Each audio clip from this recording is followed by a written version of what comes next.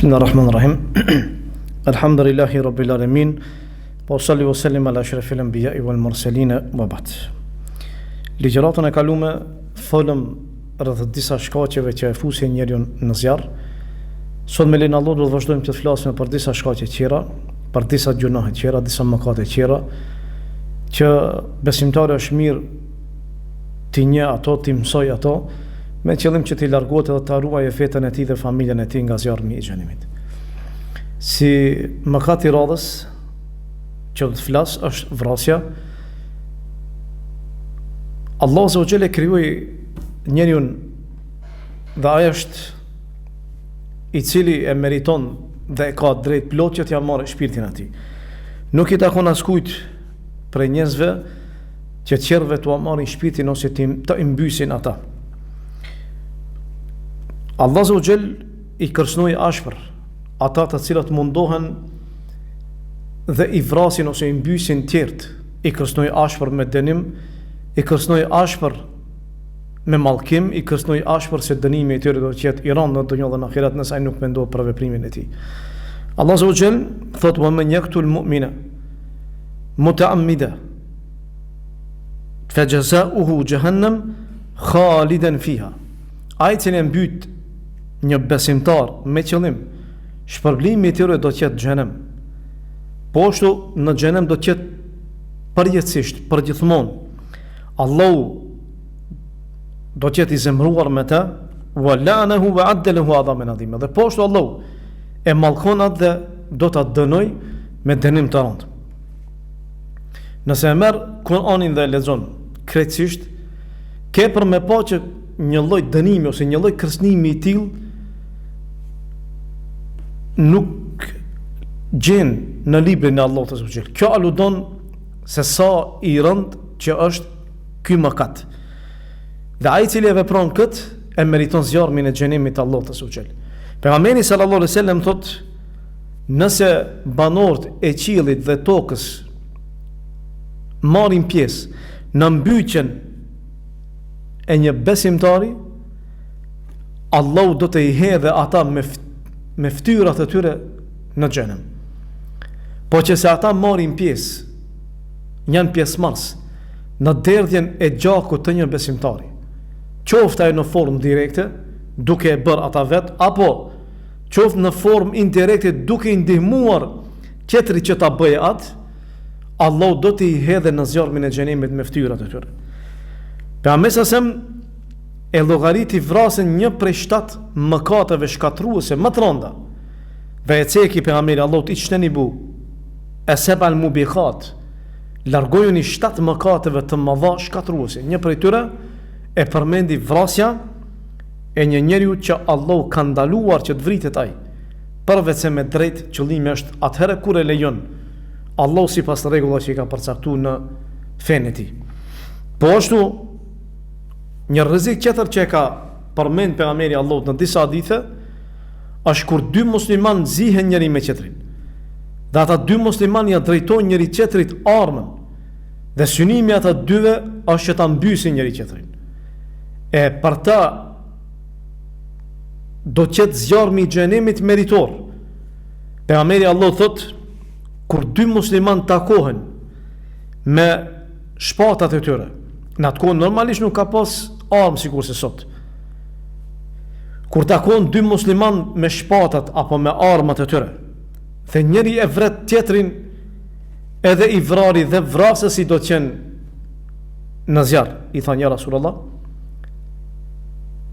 ai i cili është mbyt ose është vra,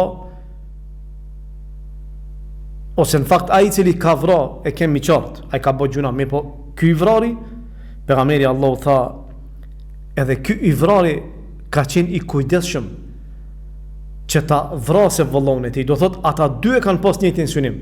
Edhe për këtë arsye shkaku i synimit të tyre që e kanë pas, ata 2 do të dënon edhe i vrari edhe vrasësi. Me një hadith tjetër, pejgamberi Allahu thot: të mos marr në shënjestër ndonjëri prej jush me armë vëllon e tij. Ndoshta shejtani do t'ja tërheqë dorën e tij e kështu të bjerë në gropën e zjarrit. mos ja drejtoje vëllait armën, sepse ka mundësi që shejtani t'ja marrë mendjen e tij. Edhe pastaj t'ja tërheqe gishtin apo dora t'i shkojë ta vrasë vëllain e tij.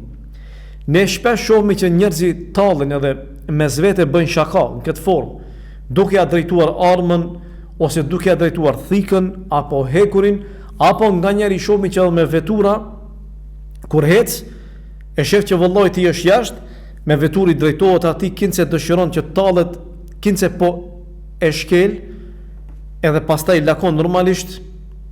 Synimi i tij nuk është që ta shkel asë ta mbytat. Mirë po vallë, ku e di ti? Që ka mundësi që shejtani që të mashtrojnë në atë moment ta marrë vetdijen, edhe në atë moment ta mbysish vëllain tan musliman. E kjo është e rëndë, për këtë arsye mos e ço veten deri aty. Thot pejgamberi sasem, për sa i përket atyre dy muslimanëve të cilët zihen njëri me tjetrin, dhe qëllimi i tyre është ta vrasin njëri me tjetrin. A është për diçka e veçantë apo kjo vlen përgjithësi? Dietarët thonë që kjo vlen para ata dy persona që zihen njëri me tjetrin dhe synimi i tyre është diçka nga dunjoja, opozita, o pasuria, o pushteti, o diçka rreth fanatizmit, rreth problemeve dunjos që nuk kanë të bëjnë me fen ose nuk kanë që të bëjnë me diçka që lejohet të mbrohet muslimani në atë rast, ose nëse në atë shtet dominon ose është ligji islam, edhe dukush rebelohet kundra shtetit ose kundra shtetit, e atëherë shteti jep udhër që ushtria e tyre ta sulmoje atë grup rebelues edhe pse janë musliman.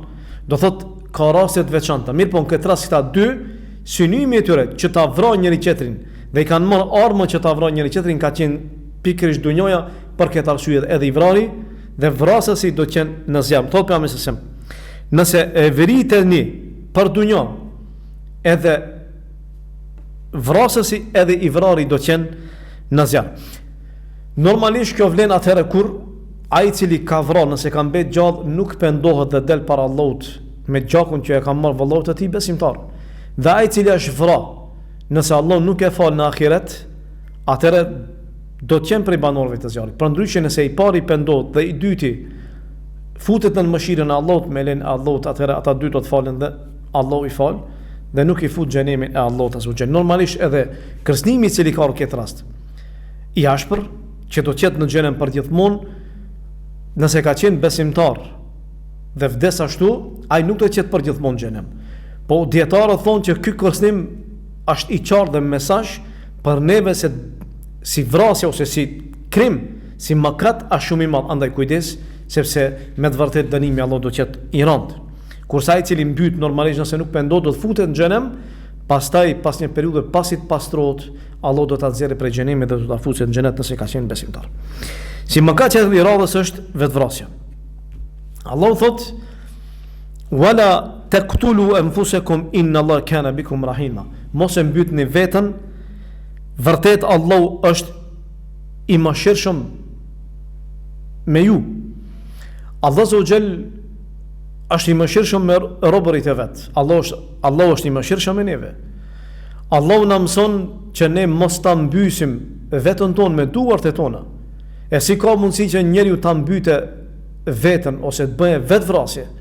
Kjo mund të qetë në forma të ndryshme.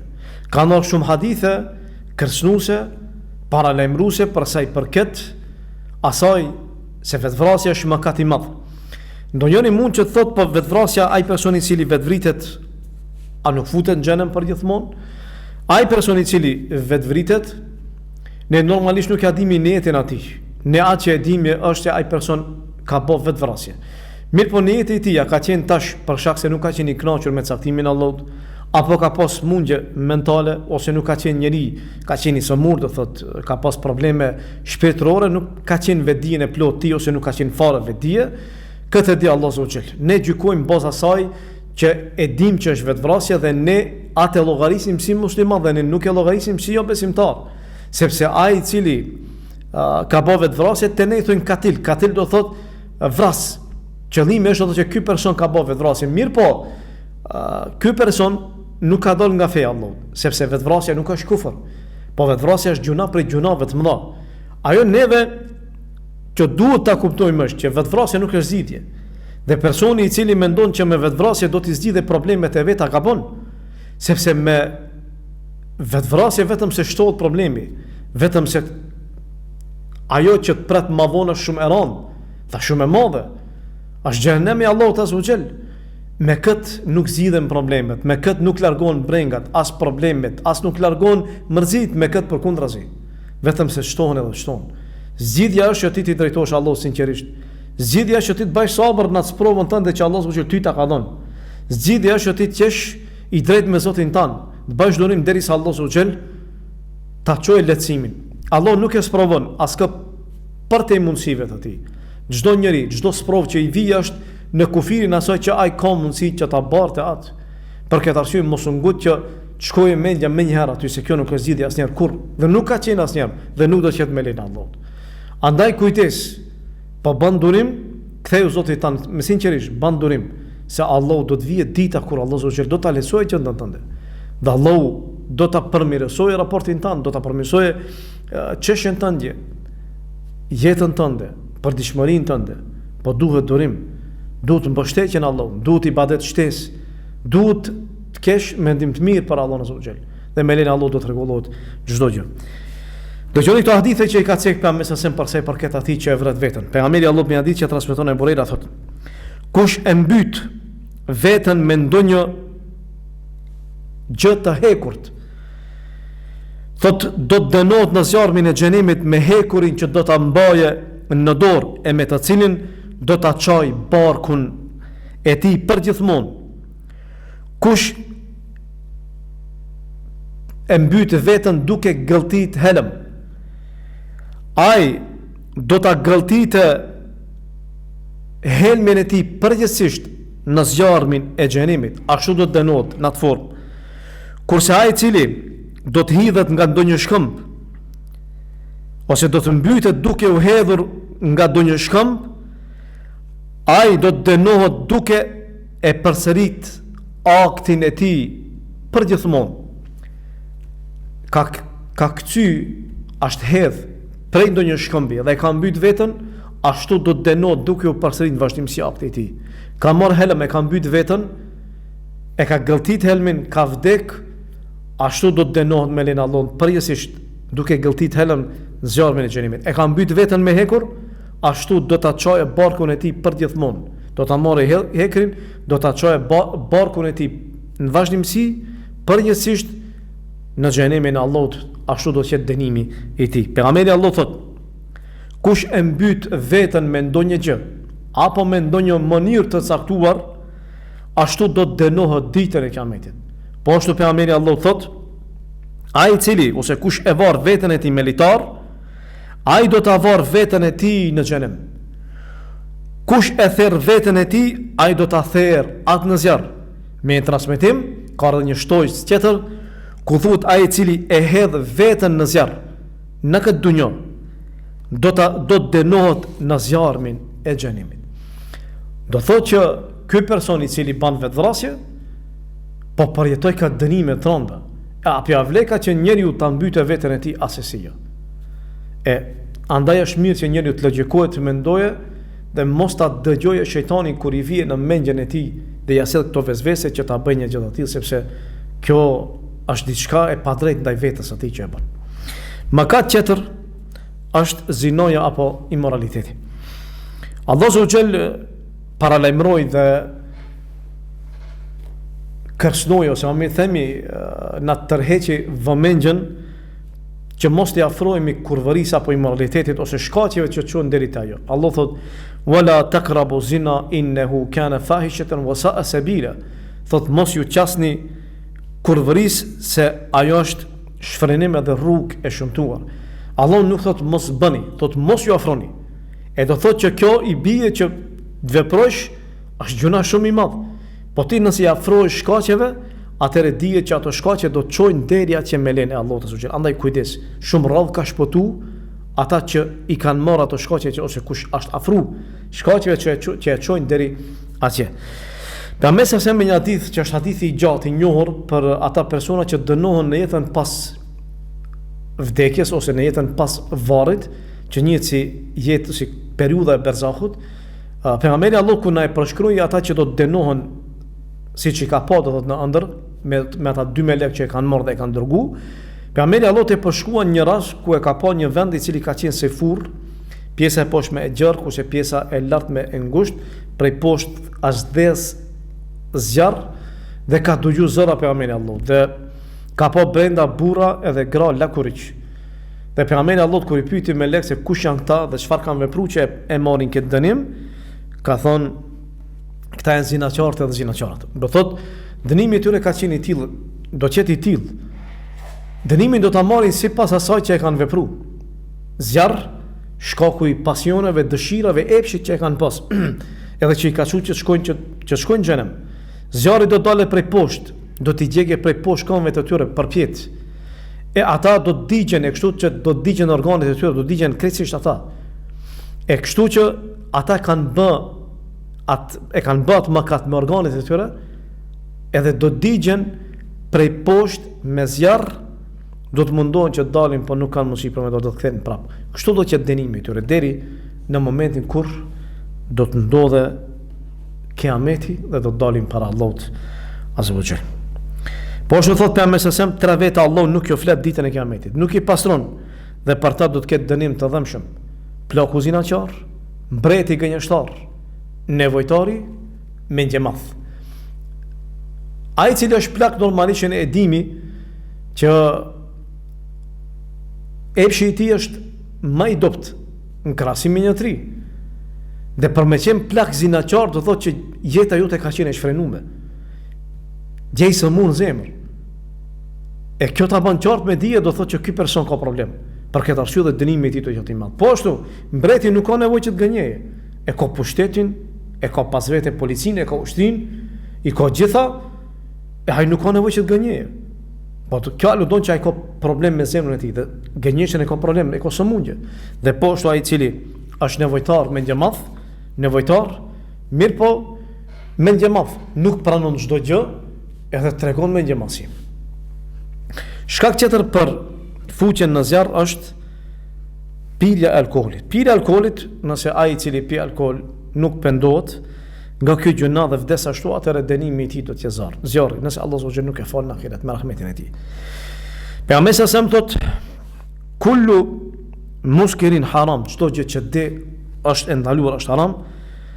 Allahu ka premtuar për atë që e pi alkoolin që do t'i jap të pi nga tinatul khabal. Tinatul khabal në aspektin gjuhësor, tina i belloç. Khabal është diçka e keqe, flisht. E kur e pyetën sahabët i thonë ja Rasulullah, çfarë është kjo tinatul khabal? Pejgamberi Allahu tha janë djersa e banorëve të xhenemit apo qelbi i banorëve të xhenemit. Me hadith tjetër thotë pejgamberi, kush pi alkool dhe dehet, namazi i tij nuk do të pranohet për 40 mëngjese ose nuk do të pranohet namazi i tij për 40 sabahe. Nëse vdes ashtu do të hyjë në xhenem, nëse pendohet Allah do t'ia falë atij. Pastaj thotë, nëse i kthehet prapë alkoolit dhe pi dhe dehet, atëherë ky person nuk i pranohet njëjtë namazi për 40 ditë. Dhe nëse ndron njëjtë, atëherë do të futet në zjarr. Nëse pendohet Allah do t'ia pranojë pendimin e tij. Nëse ky prapë i kthehet alkoolit dhe dehet, ndron njëjtë ashtu, do të futet në zjarr. Namazi i tij paraprakisht nuk i pranohet për 40 ditë. Nëse ndron njëjtë do të futet në zjarmin e xhenemit. Nëse pendohet, Allah do t'ia pranojë pendimin e tij. E herën e katërt, thotë pejgamberi, nëse i kthehet, atëherë Allah e ka hak. Allah e ka me drejt ata të marrë dhe t'i jape të pi nga redketul khabal ditën e kiametit. Redketul khabal është e njëjta. Ashtu do thotë do t'i jape që të pi nga qelbi apo nga djersat e banorëve të xhenemit. Thotë pejgamberi sa Allah i ka mallkuar alkoolin, si dhe atë që e pi, atë që e mbush, atë që shet, atë që blen, atë që kullon, atë për të cilin kullohet bartësin dhe atë për të cilin bartet alkoholi. Andaj kujdis. Po ashtu mëkat tjetër është muzika. Muzika është sa mundje e rrezikshme e cila shpërhap në mesin e muslimanëve, nuk ka gati shtëpi që nuk dëgjohet, nuk ka vetur, nuk ka restoran, nuk ka dasëm ku nuk ka muzikë.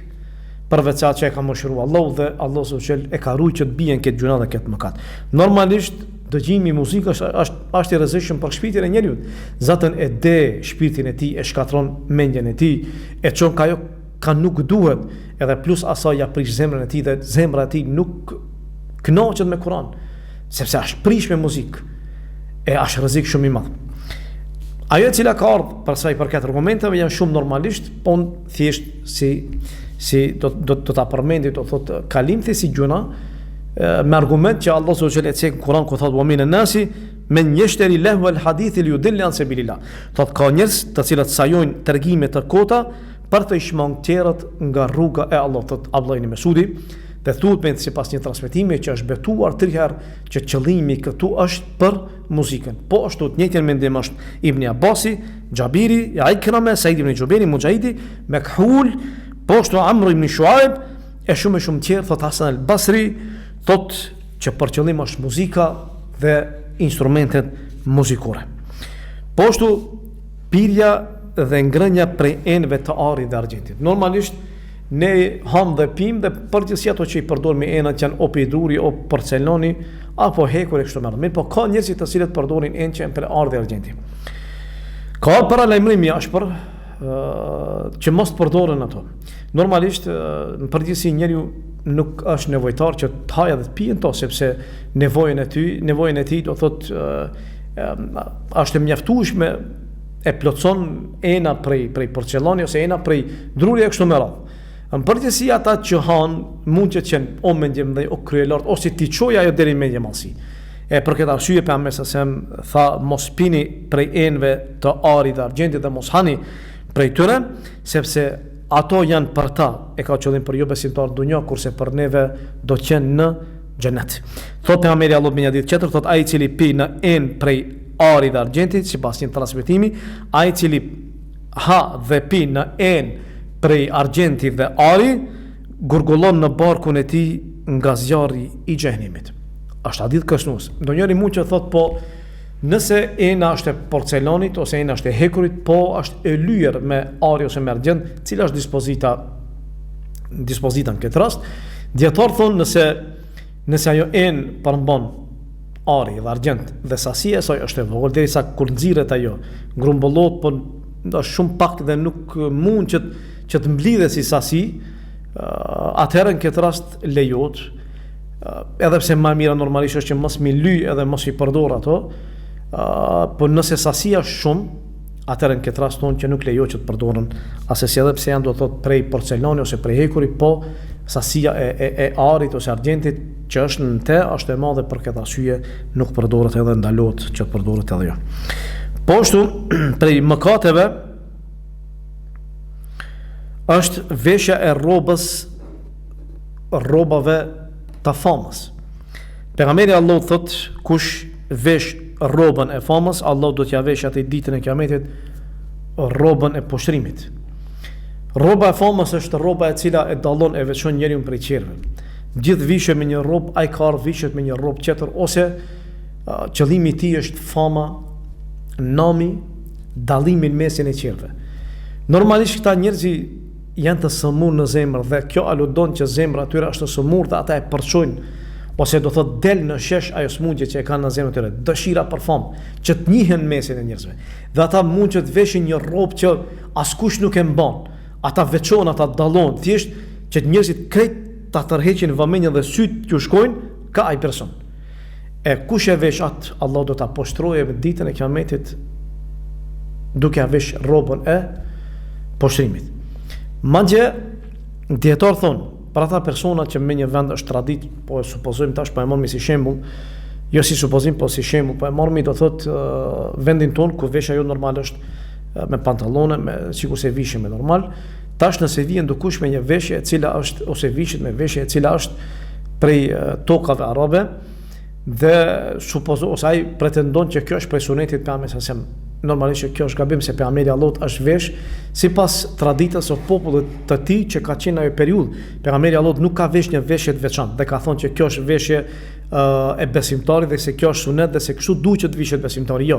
Po pejgamberi Allahut është vesh sikur se janë vesh në atë periudhë. Mirë po, normalisht Islami ka me disa kriteri, që rrobat jetë gjerë, që rrobat do mos jetë të dukshme e kështu me radhë. Pra duhet që të lëson kriteret. E ata që e veshin një rrobë të tillë edhe vinë në mesin e një mase ose popullate që vishet ndryshe, ai person mund që të përfshihet në këtë hadith, është shumë rrezik i madh. Për shkak se ai është i dalluar, i veçuar për qere, krejt njerëzit e shikojnë ata. E nëse dikush pretendon që kjo është sunet, është gabim. Nëse ai pretendon që me atë e pason pejgamberin Allah dhe e do, tamam, kjo aludon në dashurinë e madhe që e ka për pejgamberin sa. Mirë po duhet me ditë që mund që të shkaktojë fitne. E ajo fitne aty ai problemi i tij mund që të jetë shumë më i madh, që njerëzit t'i largohen nga feja e Allahut, ose t'i bëjë që ta shohin, ta ofendojnë. E prandaj do thotë vishet sikurse vishet populli i atij vendi, mirë po sipas rregullave islame me lenë e Allahut azza wa jall. Si mëkat tjetër është mëkati i piktorëve ose më mirë themi do thot piktorimi ose vizatimi. Qëllimi i piktorimit vizatimit ka ndonjë disa hadithe kërcënuese për sa i përket piktorit dhe atij që vizaton, se ata që vizatojnë krijesat që janë me shpirt, dënimi i tyre do të jetë zjarri i xhenimit. Pejgamberi Allah thotë që njerëzit që më së shumti ose dënimi që do të marrin dënim më të rënd ditën e Kiametit janë piktorët, vizatuesit. Dhe atyre do t'ju thuhet ditën e Kiametit ngjallni ata që keni krijuar. Dhe po ashtu me një hadith tjetër që e transmeton Aisha thotë pejgamberi sem që ata që më së shumti do të dënohen ditën e Kiametit janë ata të cilët e emitojnë krijimin e Allahut. Çfarë do thotë kjo? Kjo do thotë që ata persona kanë vizatuar edhe kanë pikturuar njerëzit do thotë krijesa apo kafsh, krijesa që kanë shpirt dhe për këtë arsye dënimi i tyre do të jetë i tillë normalisht. Nëse vizatohet natyra, nëse vizatohen gjëra të tjera jashtë krijesave që kanë shpirt, lejohet, nuk ka problem. Po ashtu edhe po që se ekziston nevoja që të pikturohet ose të vizatohet ose të fotografohet krijesa që ka shpirt, sikurse njeriu, siç është rasti me dokumentet për pasaportin, për lejen ose për letër njoftimin e kështu me radhë, ose policia kur i përdor për identifikim kriminal të kështu me radhë, kësi raste këto janë raste domosdoshmërie që veçohet dhe po ashtu disa raste tjera nëse ka nevojë që në për libra që të studiohet apo të mësohet diçka, është e nevojshme domosdoshme, në këto raste janë raste të veçanta. Mirë po në esencë ndalohet, andaj kujdes ata që pikturojnë, që vizatojnë, që mos vizatojnë krijesat që kanë shpirt, po edhe nëse vizatojnë atë le t'ia fshin fytyrat e tyre, sepse realisht nëse i fshinjet do thotë fytyra, syt, hunda dhe goja, atëherë me lenin Allahut shpresojmë që të largohet prej këtij kërcënimi, ose disa thonë kokën, do thotë nuk e vizaton kokën, në këtë rast atëherë do thotë realisht këto është qëllimi, do të nëse i heket ajo pjesë, atëherë nuk është problem me lenin e Allahut azza wa jall. Po ashtu prej mëkateve tjera është dënimi ose ndëshkimi i kafshëve. Pejgamberi thotë që një grua ka hyrë në xhenem shaku i një mace. Ajo e ka lidh, nuk i ka dhënë ushqim dhe e ka pengu që të hajë nga insektet e tokës derisa maceja ka ngordh. Dhe po ashtu thotë pejgamberi mu prezantu xhenemi, e ka po pejgamberi xhenemin, dhe në te e ka po një grua e cila është dënuar në zjarrin e xhenemit shkaku i një mace që nuk i ka dhënë ushqim dhe po ashtu e ka pengu që të hajë nga insektet ose nga gjërat e tokës që ushqet macja dhe me këtë ajo ka ngordh, e kështu do të dënohet ajo grua. Do thotë që në këtë rast njeriu duhet ta kuptojë që mos dënohet ose mos ndëshkohet kafsha, sepse në këtë formë njeriu do ta fitojë zjarrin e xhenemit. Po ashtu vjedhja është mëkat tjetër që e meriton që njeriu të hyjë në xhenem. Pejgamberi se me një hadith e cek për një njeri i cili thotë që pronari i shkopit të gremçuar, do thotë shkop me grem që ka pas do gremçin, thotë e ka pa, do thotë që i tërheq zvarr zorrat e tij në xhenem, në zjarr. Thotë ky person i ka vjedh haxhilert me shkopin e tij. Nëse haxhilert e kanë kuptuar që i ka vjedh, atëherë ai ka thënë ashtu arsyetu që ai petku juaj ose atë gjë që e kanë pas është lidh për shkopin. Ky nuk ka dashur ta vjedhë. Do thotë ky person në kohën e haxhit e ka marrë shkopin e tij Dhe ka shku ka marrë prej sendeve që i kanë pas agjeliat. E ka marrë, nëse nuk e kanë pa, e kanë marrë me vete. Nëse e kanë pa, atëherë ka thonë që vetë është lidh për atë gremçin e shkopit dhe nuk e kam marrë unë. Kështu është arsyetu. E thot pejgamberi sa që ky dënimin do ta ketë në zjarr, zorët e tij do dalin jashtë dhe do t'i tërheqë zvarr në zjarrin e xhenimit me një ditë. Thot pejgamberi sa që ai do të jetë zjarr i mbështetur në shkopin e tij në zjarr dhe do të thotë që unë jam vjedhësi me shkop. Thot pejgamberi sa me një ditë me rabo me dije që ai pasuria që la fitot prej haramit, se sa rrezikshme që është për trupin ton dhe për familjar ton që ju shem me ato shem, thot kullu jasadin nabata min suhtin fan-naru awla bihi. Çdo trup i cili është rrit me pasuri haram, zjarri është më meritor për te. Andaj kujdes.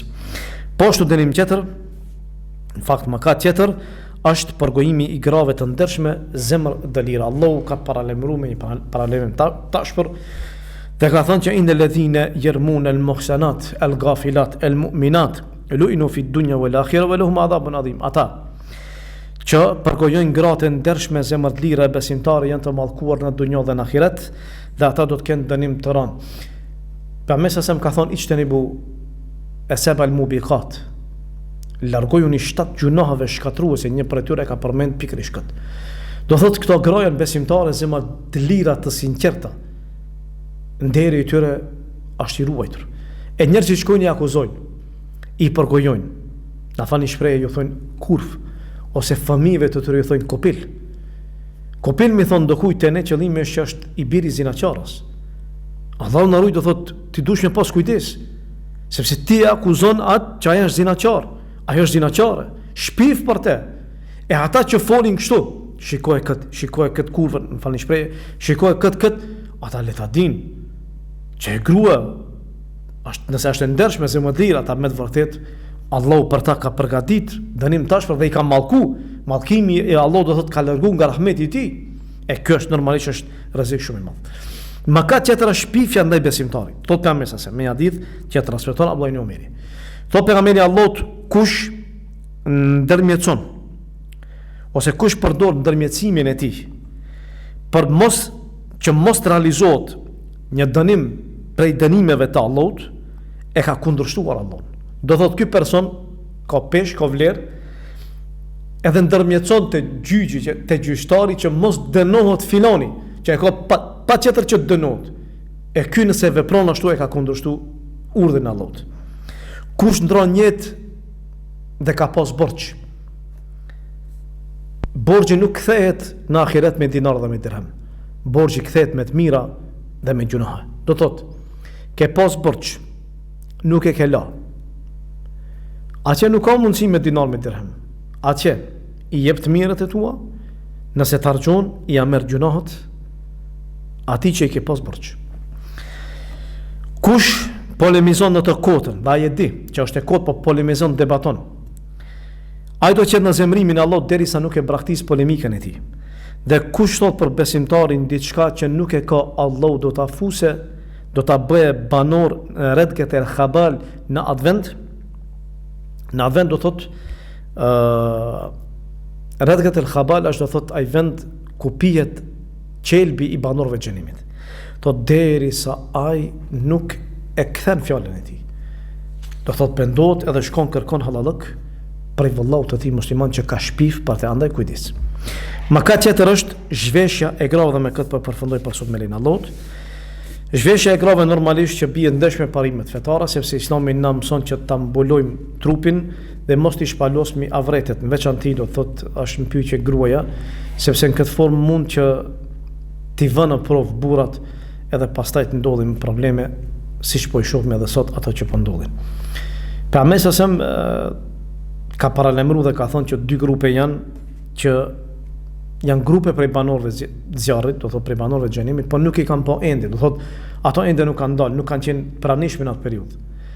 Një për atyre grupeve ka thonë pejgamberi Allahut, o nisaun kasiyat, ariyatun mumailat, mailat, gra të veshura, realisht të zhveshura. Ato vishen, por rrobat e tyre janë të dukshme, trupi ju duket. Vishen, por realisht veshja e tyre shumë e shkurtër, i duket trupi, do thot i del trupi apo shifen vjet e trupit e kështu me radhë. Gratë që kur hecin e dredhojnë belin e tyre me qëllim që t'i vënë në provë burra dhe burra t'i shikojnë ato. E normalisht që pastaj ata burra do të shkojnë pas tyre. Dhe pastaj është shumë lehtë që bihet deri në immoralitet. E për këtë arsye pejgamberi sallallahu na ka thënë vërejtën që të kemi kujdes. Gruaja si grua duhet ta mbulojë trupin e saj, mos ta hidhrojë Zotin e saj, ta ruajë nderin e saj, dhe të mundohet që ta ulë shikimin e saj, dhe ta mbrojë veten duke mbuluar që ta ulin edhe qertë shikimin prej saj, edhe mos t'i fusë edhe qertë në gjuna, e ta ruajë veten nga zor me xhenim, e ta ruajë familjen e saj, sepse realisht është edukatore, ajo është nëna jon, bia jon, gruaja jon, nëna e fëmijëve tonë, e ne kemi nevojë që ajo truhet, që ajo të jetë e pastër dhe pastaj normalisht që do të lindin edhe brezat që do të jenë të pastër me lejen e Allahut azza wa jall. Elush Allahun që ta mëshiron, dhe elush Allahun që të na pastron, dhe elush Allahun azza wa jall që të na ruajë nga zjarri me xhenimet, e me lejen e Allahut do të vazhdojmë edhe ligjëratën e ashme për disa, sepse janë shumë, po do të zgjedh disa pak që besoj që janë më kryesorët që kemi të pranishme, që sa do pak të kthjellim edhe të vetëdijsojmë rreth tyre me lejen e Allahut. Wa qulu qawli astaghfirullahi li wa lakum walhamdulillahi rabbil alamin.